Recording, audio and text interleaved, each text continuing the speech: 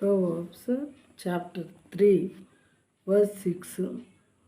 In all your ways, acknowledge him, and he will make straight your paths.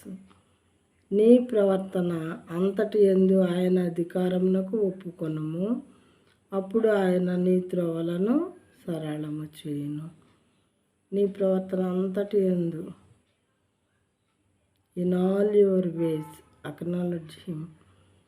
దేవుని అధికారానికి మనం ఒప్పుకున్నట్లయితే మన ప్రతి మార్గంలో మీరే నడిపించండి దేవా, నన్ను మీరు ఆలోచన చెప్పండి అని చెప్పి మనం ఆయన అధికారానికి, నేను మీ అధికారం కిందకు వస్తున్నాను అని దేవునితో మనం చెప్పినట్లయితే మనకు అవసరమైన ప్రతిదీ, మనం ఏ మార్గంలో నడవాలి, మనం ఏం ఆలోచించాలి, అవన్నీ కూడా దేవుడు చూసుకునేవారుగా ఉంటారట.